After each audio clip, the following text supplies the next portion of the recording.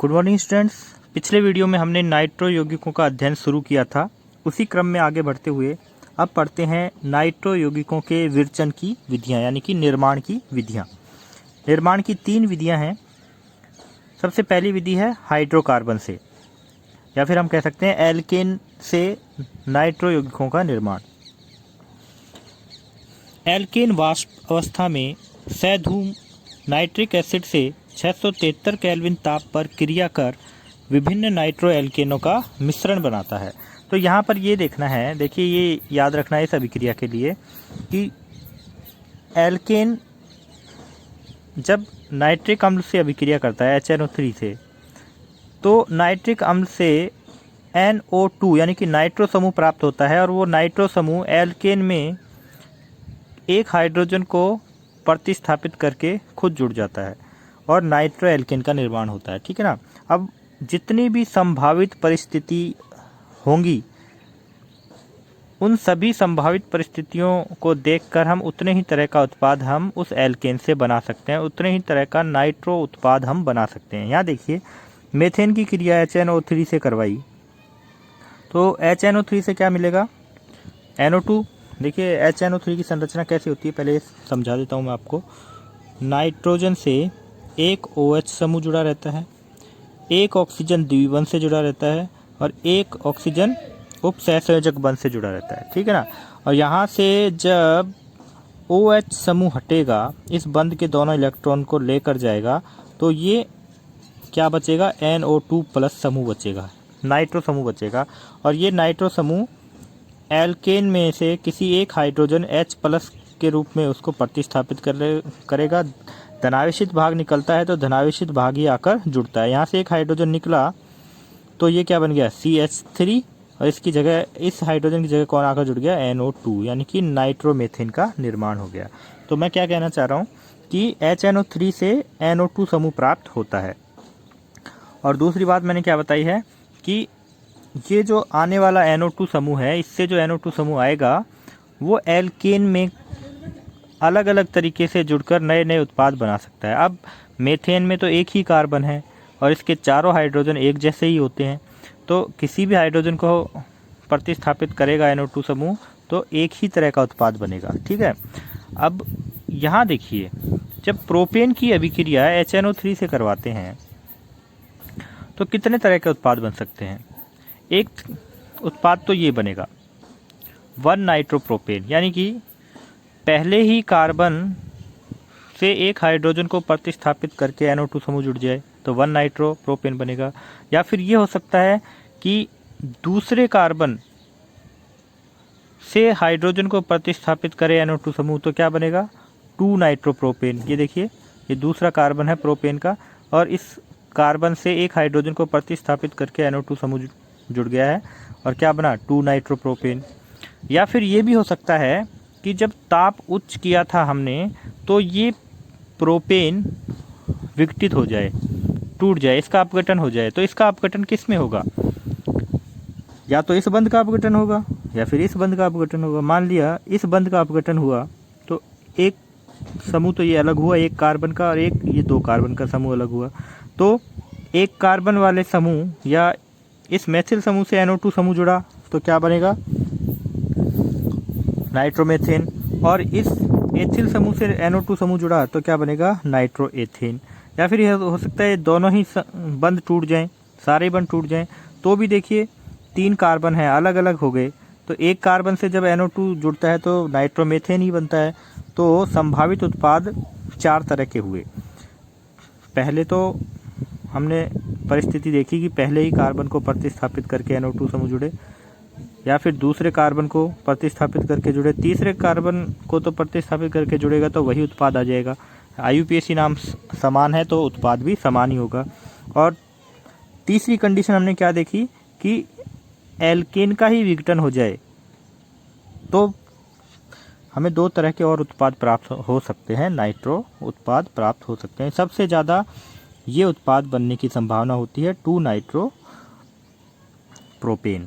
कारण है कि दूसरे कार्बन से जब हाइड्रोजन जाएगा, हाइड्रोजन प्रतिस्थापित होगा, तो दूसरे कार्बन पर बनने वाला जो समूह है, जो मध्यवर्ती समूह बनता है वो ज़्यादा स्थायी होता है, और NO2 समूह जुड़ने से वो उस उत्पाद के बनने की संभावना भी ज़्यादा होती है। नाइट्रोबेंजीन प्राप्त करने के लिए बेंजीन की क्रिया नाइट्रिक कारक मिश्रण सांद्र HNO3 प्लस सांद्र H2SO4 के साथ गर्म किया जाता है। देखिए, जब नाइट्रिक अम्ल, सांद्र नाइट्रिक अम्ल और सांद्र H2SO4 का मिश्रण लिया जाता है तो उस मिश्रण में NO2 समूह यानी कि नाइट्रो समूह अपने आप ही उत्पन्न हो जाते हैं, और वो नाइट्रो समूह इस बेंजीन के हाइड्रोजन को प्रतिस्थापित करके खुद जुड़ जाते हैं। ये अभिक्रिया आपने पहले भी देखी होगी, बार बार देखी होगी। हम पहले 3 पार्ट और पढ़ चुके हैं, उनमें भी ये इस तरह का नाइट्रीकरण अभिक्रिया आ चुकी हैं, और हमने देखा था कि ये संरचना तो है नाइट्रिक अम्ल की, और H2SO4 की संरचना क्या है, ये है। ये जब दोनों आपस में क्रिया करते हैं तो यहाँ से OH निकलता है, यहाँ से H निकलता है, ठीक है। ये तो जल का अणु बाहर हो गया, और यहाँ क्या बचा, HSO4 माइनस बचा, ये जल का अणु बना, और ये NO2 प्लस यानी कि नाइट्रो समूह इस विलयन में अपने आप ही बन जाता है। अब ये नाइट्रो समूह बेंजीन जो हमने विलयन में डाला है उसके एक हाइड्रोजन को प्रतिस्थापित करके वहाँ जाकर जुड़ जाता है, और वो हाइड्रोजन इस विलयन में उपस्थित HSO4 के साथ अभिक्रिया कर लेता है, और फिर से H2SO4 का निर्माण हो जाता है।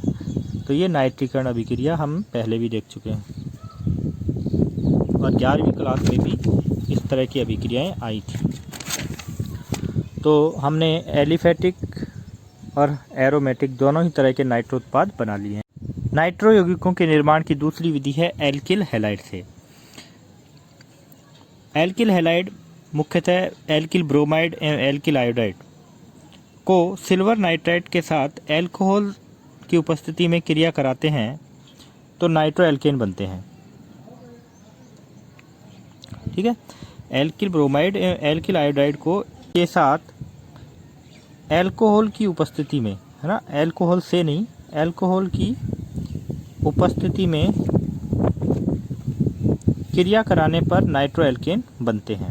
एल्कोहल ही सिल्वर नाइट्राइट के साथ जब इसकी अभिक्रिया होगी तो देखिए, ये अभिक्रिया हमने पहले भी देखी थी, तो इसमें एल्किल नाइट्राइट भी बनता है और नाइट्रो एल्केन भी बनता है। जब क्योंकि सहसंयोजक बंध होता है तो इसलिए कई बार ऑक्सीजन के द्वारा ये बंध बना लेता है एल्किल समूह से, और फिर बाद में Ag और X बाहर निकलते हैं, लेकिन मुख्य उत्पाद के रूप में नाइट्रो एल्केन ही बनता है। ये लिखा गया है नीचे नोट में, नाइट्रो समूह उभयतंतुक लिगेंड है, इसलिए कुछ अल्प मात्रा में एल्किल नाइट्राइट भी बनाता है। नाइट्रो एल्केन मुख्य उत्पाद प्राप्त होता है क्योंकि AgNO2 एक सहसंयोजक यौगिक है, अतः इसे नाइट्रोजन के लोन पेयर इलेक्ट्रॉन संयोग के लिए उपलब्ध होते हैं। तो देखिए, ये इसकी संरचना क्या होती है, AgO N double bond O, silver nitrite है। तो ये सहसंयोजक बंध होता है, तो नाइट्रोजन पहले जब ये अभिक्रिया करने आता है एल्किल हैलाइड के साथ, ये बंध जब टूटता है तो R प्लस में टूटता है और X माइनस में टूटता है। तो अब होना तो ये चाहिए था कि Ag और O के बीच में बंध टूटता और ऑक्सीजन जाके इसके साथ जुड़ जाता, तब तो ये उत्पाद बनता है RONO यानी कि एल्किल नाइट्राइट। लेकिन ज़्यादातर परिस्थितियों में क्या होता है कि ये बंध टूट नहीं पाता क्योंकि सहसंयोजक बंध है, और ये नाइट्रोजन पर उपस्थित एकाकी इलेक्ट्रॉन युग्म ये पहले जाकर इस पर आक्रमण कर देते हैं, यानी नाइट्रोजन इसके साथ जुड़ जाता है और फिर बाद में ये बंध टूटता है, जैसी परिस्थिति होती है। इसका मतलब नाइट्रोजन के द्वारा NO2 समूह जुड़ा है तो नाइट्रो उत्पाद बना है, और ऑक्सीजन के द्वारा NO2 समूह जुड़ा है तो नाइट्राइट उत्पाद बनता है। तो ये प्रश्न हम पहले भी 11 के पार्ट में 10 के पार्ट में देख चुके हैं एल्किल हैलाइड वाले में। और उसमें हमने यहाँ ये परिस्थिति देखी थी, जब पोटेशियम नाइट्राइट के साथ करवाते हैं तो मुख्य उत्पाद के रूप में एल्किल नाइट्राइट ही बनता है, ये ध्यान रखना है। यहाँ फिर से रिपीट करवा दिया मैंने। तीसरी अभिक्रिया है निर्माण की एनिलीन से। एनिलीन का नाइट्रस अम्ल HNO2 द्वारा डाईएजोटीकरण करके प्राप्त लवण यानी कि बेंजीन डाईएजोनियम क्लोराइड लवण जो प्राप्त होता है का ताम्र चूर्ण युक्त जलीय सोडियम नाइट्राइट से क्रिया कराने पर नाइट्रोबेंजीन प्राप्त होती है। तो यह अभिक्रिया तो इसी पाठ में देखी थी।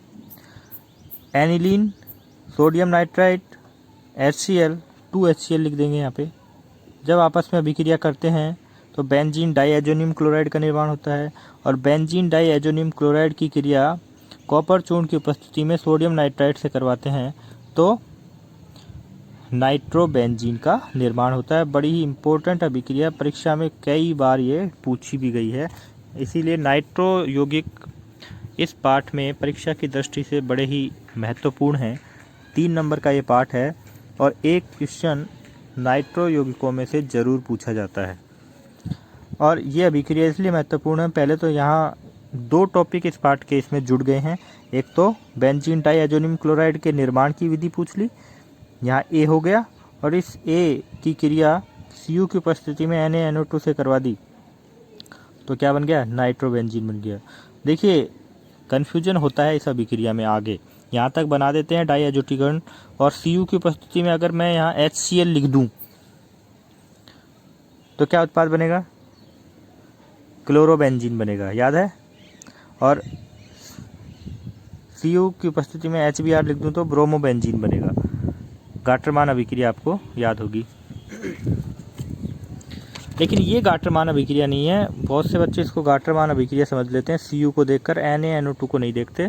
NaNO2 दे रखा है, इसका मतलब नाइट्रोबेंजीन उत्पाद प्राप्त होगा। तो ये थी निर्माण की विधियाँ।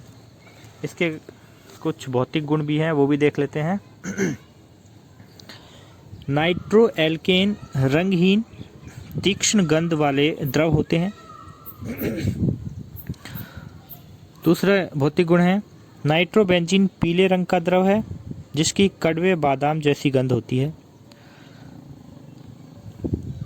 गंध तो आप जब लैब में इसको नाइट्रोबेंजीन को सूंघोगे तभी पता कर सकते हो कि कड़वे बादाम की गंध कैसी होती है, लेकिन अगर एग्जाम में पूछी जाती है तो आपको यही नाम लिखना पड़ेगा, कड़वे बादाम जैसी गंध होती है।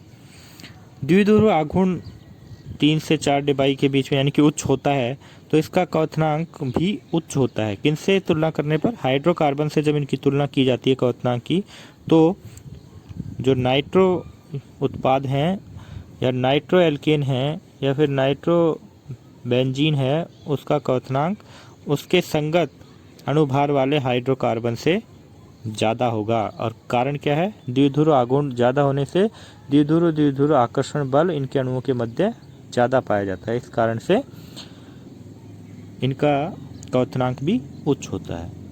तो ये थे भौतिक गुण। अब देखते हैं नाइट्रो यौगिकों का रासायनिक गुण। सबसे पहले है अपचयन। नाइट्रो यौगिकों का जब अपचयन करवाते हैं तो अपचयन के अलग अलग तरीके हैं, मतलब अपचायक पदार्थ और अपचायक माध्यम के आधार पर अलग अलग उत्पाद बनने की संभावना होती है। अपचयन के द्वारा जो अलग अलग उत्पाद बनते हैं उनके लिए एक सामान्य अभिक्रिया हमने यहाँ दे रखी है। तो अपचयन देखते हैं। इनमें अपचयन विभिन्न पदों में होता है तथा प्राप्त अंतिम उत्पाद अपचायक की प्रकृति तथा अभिक्रिया के माध्यम पर निर्भर करता है। देखिए ये है नाइट्रो उत्पाद, कोई भी नाइट्रो एल्केन है, इसका पहली बार अपचयन करेंगे तो सबसे पहले बनेगा नाइट्रोसो एल्केन, ठीक है ना। एक ऑक्सीजन का 2 ऑक्सीजन है, एक उपसहसंयोजक बंध वाले ऑक्सीजन का अपचयन हो जाएगा। देखिए मैं इसको थोड़ा सा इसको खोल के बताता हूँ आपको।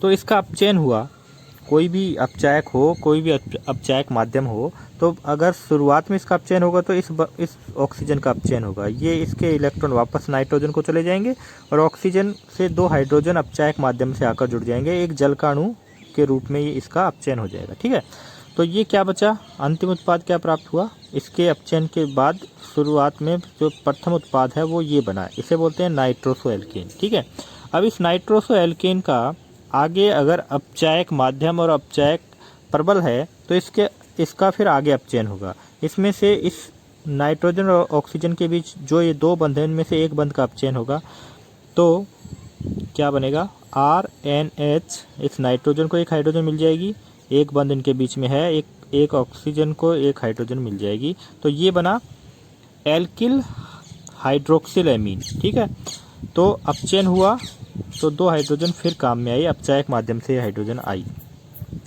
और अगर आपका अपचायक माध्यम और अपचायक प्रबल है तो फिर इसका आगे और अपचयन होगा इस बंध का। नाइट्रोजन को फिर से एक हाइड्रोजन मिल जाएगी तो ये बन गया NH2, और इस OH को एक ऑक्सीजन को हाइड्रोजन मिल गई तो ये बन गया H2O।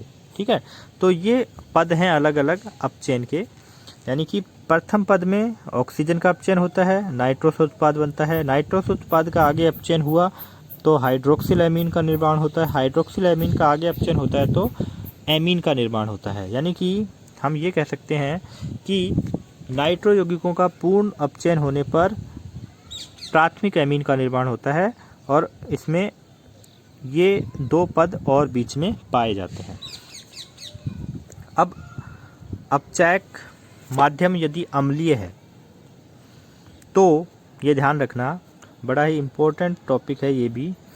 अपचायक माध्यम यदि अम्लीय है तो NO2 समूह का पूर्ण अपचयन हो जाता है और अपचायक के रूप में या तो टिन हो सकती है या फिर Fe हो सकती है। अपचायक माध्यम अम्लीय है यानी कि HCl का प्रयोग करते हैं माध्यम के लिए, और अपचायक के रूप में या तो स्टेनम हो सकता है या फिर Fe फेरस हो सकता है। ठीक है, तो ये ध्यान रखना है। इसमें NO2 को बिना सोचे समझे NH2 में चेंज कर देना है। और यहाँ देखिए कितने ऑक्सीजन हैं, 2 हैं, तो दोनों ही ऑक्सीजन जल के अणु में परिवर्तित हो जाएंगे। एक जल के अणु में कितने हाइड्रोजन होते हैं, 2 हाइड्रोजन होते हैं, तो 2 जल के अणुओं के लिए 4 हाइड्रोजन चाहिए और 2 हाइड्रोजन इस नाइट्रोजन से जोड़ने के लिए चाहिए। इसलिए कितने हाइड्रोजन अपचायक माध्यम से आएंगे, 6 हाइड्रोजन काम में आएंगे, इसलिए 6H लिखा हुआ है। और ये ध्यान में रखना है, जैसे ही आप देखो SN के साथ HCl यानी कि अपचायक माध्यम HCl अम्लीय है और अपचायक टिन या Fe है तो NO2 किस में चेंज हो जाएगा, NH2 में। और यदि माध्यम उदासीन है, देखना, यदि माध्यम उदासीन है तो फिर इसका दूसरे पद तक अपचयन होगा। प्रथम पद में तो यहाँ तक होता है अपचयन और दूसरे पद तक अपचयन होगा। ये तीसरे पद तक अपचयन जब होता है तो वो पूर्ण अपचयन होता है, दूसरे पद तक अपचयन होता है तो हाइड्रोक्सिल एमीन का निर्माण होता है। तो यदि माध्यम उदासीन है, उदासीन माध्यम का मतलब कोई लवण दे रखा है, अमोनियम क्लोराइड दे रखा है और उसके साथ जिंक है, यानी कि ये उदासीन माध्यम है, क्योंकि लवण उदासीन माध्यम में ही बनता है। लवण का निर्माण ही तब होता है जब अम्ल क्षार अभिक्रिया पूर्ण हो जाती है, यानी कि माध्यम उदासीन हो जाता है। तो ये उदासीन माध्यम में जब इसका अपचयन होता है तो हाइड्रोक्सिल एमीन का निर्माण होता है, यानी कि NO2 समूह NHOH में परिवर्तित हो जाता है। तो अब देखिए, एक ऑक्सीजन तो यहाँ काम में आ रहा है, इसका मतलब ये है कि एक ही ऑक्सीजन बाहर गई जल के अणु के रूप में और 2 हाइड्रोजन इनको चाहिए। इस तरीके से अपचयन होता है। पहले तो ऑक्सीजन का अपचयन हुआ, जल का अणु बना, फिर नाइट्रोस उत्पाद बना, इसका भी आगे अपचयन हो जाता है तो हाइड्रोक्सिल एमीन का निर्माण होता है। दूसरे पद तक अपचयन होता है अम्लीय माध्यम में। और देखिए, यदि माध्यम क्षारीय है तो क्षारीय माध्यम का उपयोग ज़्यादातर एरोमेटिक नाइट्रो यौगिकों के लिए किया जाता है। क्षारीय माध्यम का उपयोग एरोमेटिक नाइट्रो यौगिकों के लिए किया जाता है और क्षारीय माध्यम में भी अपचायक पदार्थ की प्रकृति के आधार पर अलग अलग प्रकार के उत्पाद बनने की संभावना होती है। यहाँ देखिए, जब क्षारीय माध्यम में अपचायक पदार्थ ग्लूकोज है, ठीक है, तो नाइट्रोबेंजीन के 2 अणु आपस में क्रिया करते हैं और एजॉक्सी बेंजीन का निर्माण करते हैं। यहाँ देखिए, इसको ऐसे समझ सकते हैं हम,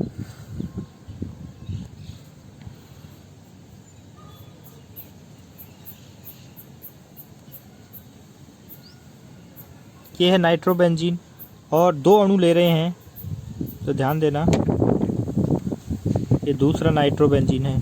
हम कह रहे हैं कि NaOH की उपस्थिति में ग्लूकोज है अपचायक पदार्थ, तो ये 2 अणु आपस में अभिक्रिया कैसे करेंगे, यहाँ इस ऑक्सीजन का अपचयन हो जाएगा, इस ऑक्सीजन का अपचयन हो जाएगा, इस ऑक्सीजन का अपचयन हो जाएगा, यानी कि 2 अणुओं में से 3 ऑक्सीजन का अपचयन हो जाता है, एक का नहीं होता है।